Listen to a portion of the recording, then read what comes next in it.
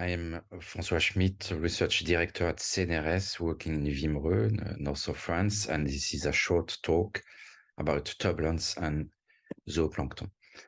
This is also done in the framework of the graduate school IFSI on marine fisheries and seafood sciences. So a word about scales. So we know the scales of fluid mechanics and of turbulence, with a smaller scale of turbulence, which is the Kolmogorov scale, which is of the order of 1 millimeter. And we can see here that zooplankton has different size, but globally the size is compatible with the smaller scale of turbulence. So they should be impacted by turbulence. So about the context, so turbulence plays a big role in marine ecosystems by mixing the transport of particles and transform of different dissolved quantities, and also the exchange, the fluxes and contact rate between particles.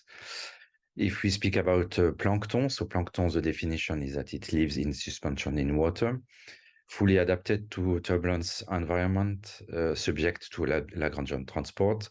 And about zooplankton, so the turbulence is important for the contact rate, for reproduction, and also for feeding, and for the larval transport, and also for coupling the swimming activity with turbulence. So about zooplankton contact rate, we can imagine a typical size of 100 micron in a 3D space when the resource is sparse. So it's they need to have a strategy in order to be able to find mate for reproduction or to find some food. So they have hydromechanical or chemical sensors, and also they need some help from the environment, and this help is given by turbulence. Theoretically, there is a relation which is given by dimensional analysis, and which says that the contact rate is proportional to the detection distance, which is here R, and also, most importantly, to the dissipation to the power 1/3. So it means that if we have larger dissipation rate, meaning larger turbulence intensity, then the contact rate will be larger. So this is a theoretical expression. We also, in fact, contact rate is not enough, because if you have a huge turbulence in the medium, it can be difficult to have sensing activity, and also it can be difficult to grasp the prey, when it was encountered.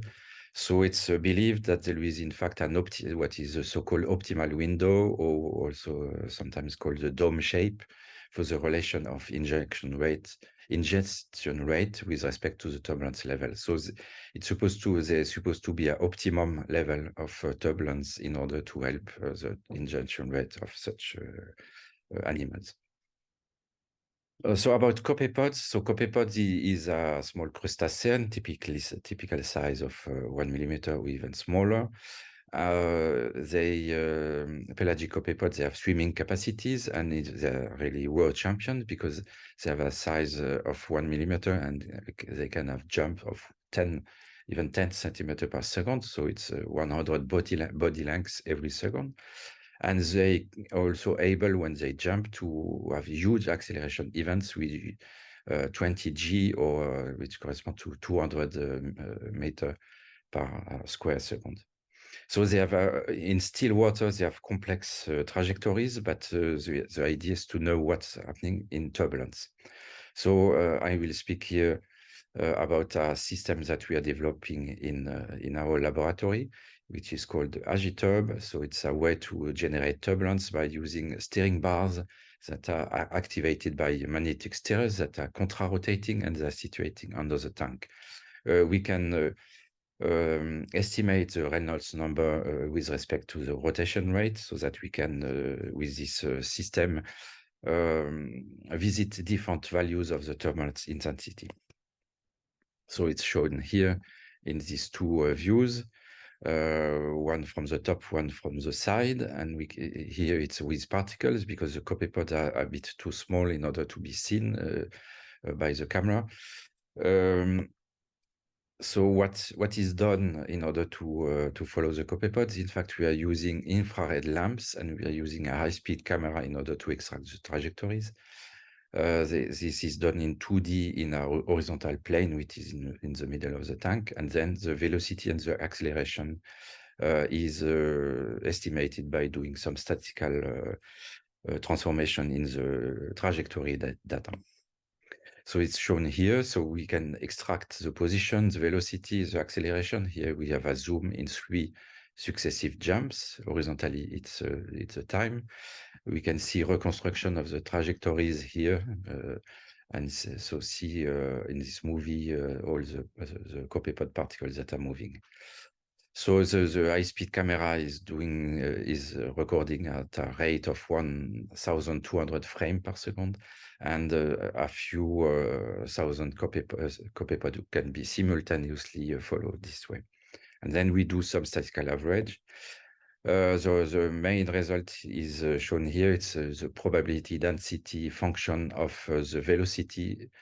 So it's like a normalized histogram. There are different Reynolds numbers that are shown, and in fact, we are comparing alive copepods and also dead copepods. And if the PDF, the probability density function, is the same, it means they don't have swimming activity. So for large value of the Reynolds number, in fact, the two curves are completely superposed, meaning that they don't have swimming activity. But at a given level, which is a relatively small Reynolds number, we can see, in fact, here it's in the green, in the middle panel, that's a green color. We can see, in fact, we have swimming activities because alive copepods don't have the same curve as the dead copepods.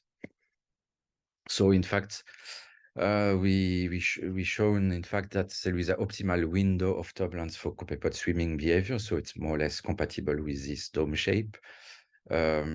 And so it's a quantitative confirmation of this dome effect for the swimming activity. So it's published in the paper, which is mentioned here.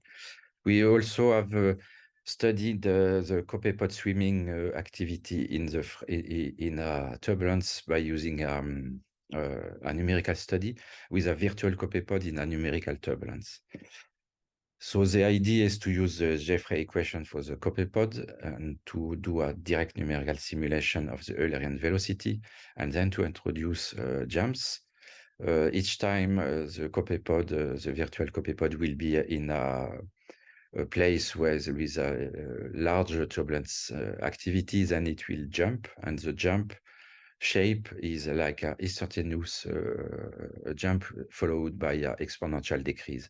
And so there are different parameters in this system, and we have shown, in fact, that the result is, in some cases, we have patches and we have accumulation of the copepods in low gradient zones, and this can also be important for the copepod because when they have accumulated, it's good also for the contact rate. So there are also benthic organisms. So benthic organisms, as shown here, they live in the bottom, but in fact they have some larvae that are pelagic, so that they are zooplankton for different stages. So and they have swimming activities. So these larvae have a size between 10 and 1,000 microns. They are released in suspension in the environment, and it's in fact the turbulence that allows the dispersal, and also ecological, it allows colonization of a large area for the species. And for some stage of development, in fact, larvae are sensitive to information from the environment. So it says that if the turbulence is in a given level, they understand that it's time to migrate to the bottom to settle there.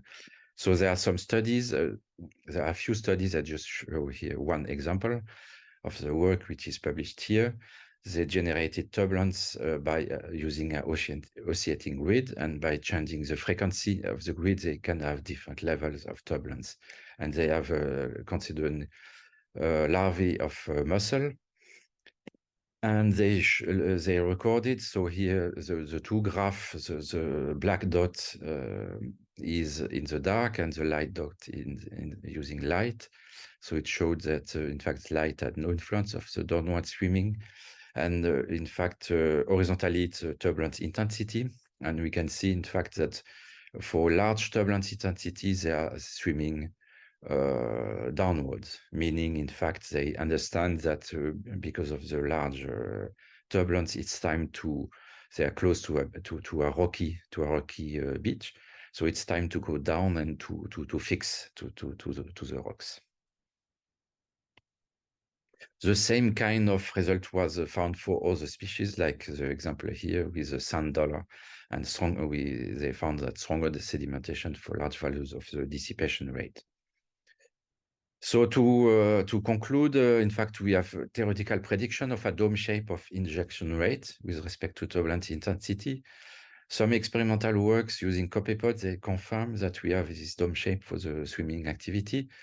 Experimental works in benthic larvae showed that there is effect of turbulence intensity for downward swimming, and also numerical works using virtual copepods to showed accumulation effect.